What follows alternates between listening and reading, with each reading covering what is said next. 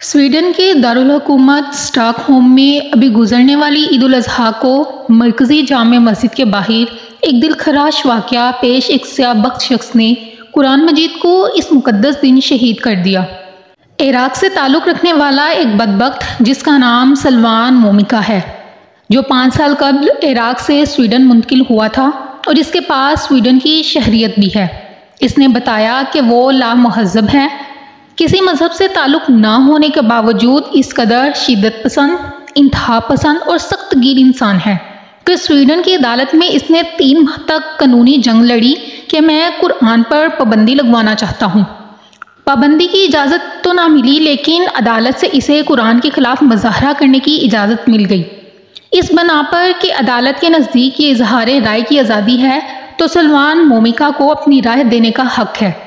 اس بنا پر اس شخص نے عید کے دن کا انتخاب کیا اور نماز عید کے موقع پر قرآن مجید کے اوراق کو پھاڑا، ان کی بے حرمتی کی اور بعد میں انہیں نذر آتش کر دیا۔ بد نصیب شخص کے خلاف مقامی مسلمانوں نے بھرپور احتجاج کیا اور اللہ اکبر کے نعرے لگائے۔ اس کو مکمل قانونی تحفظ حاصل تھا اور پولیس وہاں موجود تھی۔ ایک مسلم نوجوان نے پتھراؤ کی کوشش کی تو پولیس نے اسے گرفتار کر لیا۔ جون سے قبل بھی اس سال سویڈن میں جنوری کے اندر قرآن مجید کو نذر آتش کر کے شہید کیا گیا تھا۔ اب چند ماہ بعد پھر یہ دلخراش واقعہ رونما ہو گیا ہے۔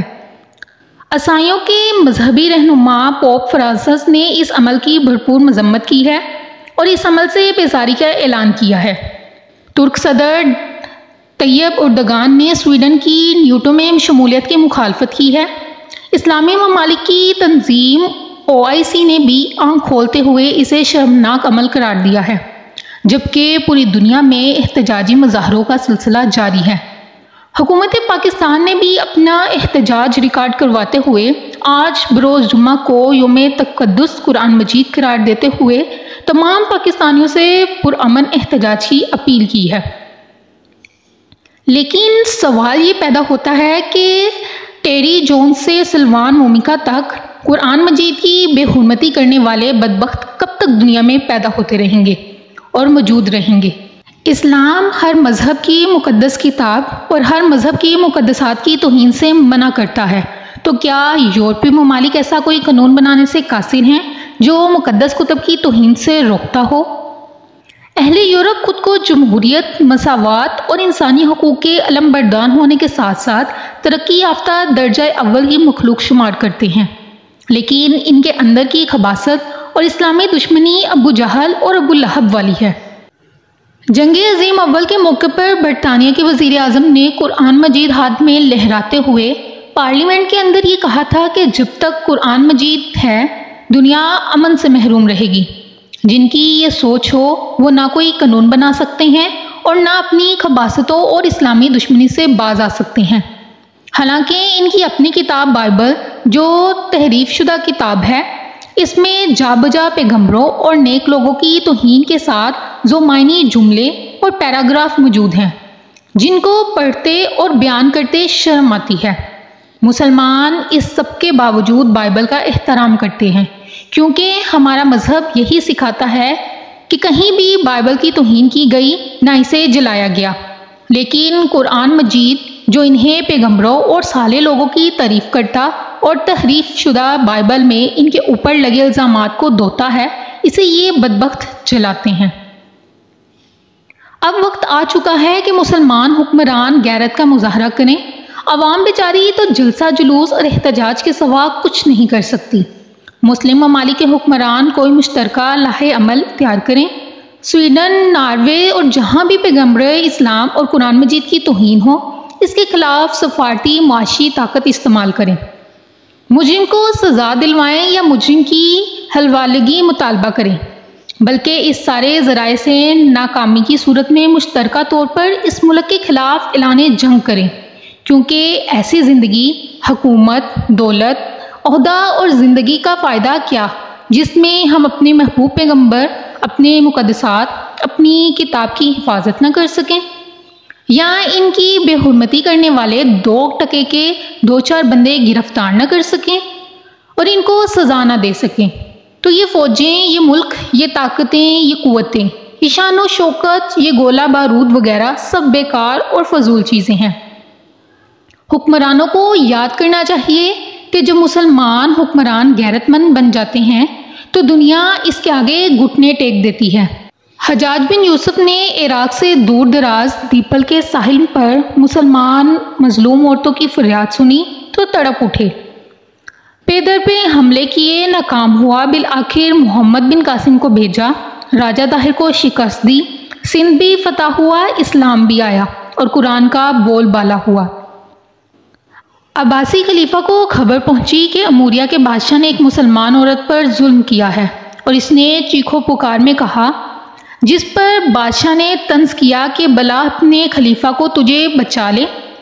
خلیفہ نے اس کی آہ کو سنا، قسم اٹھا لی کہ آرام اور لذت حرام ہے جب تک بدلہ نہ لے لوں۔ شدت کی سردی میں 4000 گھڑ سواروں کے ساتھ اموریہ قلعہ پر حملہ کیا، 90,000 کی فوج کو شکست دے کر مظلوم عورت کو آزاد کروا کے بتایا کہ میں پہنچ گیا ہوں۔ صلاح الدین ایوبی نے قسم اٹھائی تو بیت المقدس فتح کیا، نہ حج کیا نہ کوئی اور کام، جوانی اور عمر صلیبی جنگوں میں گزار دی، اپنی قسم کو پورا کرتے ہوئے بیت المقدس کو فتح کر کے دکھایا۔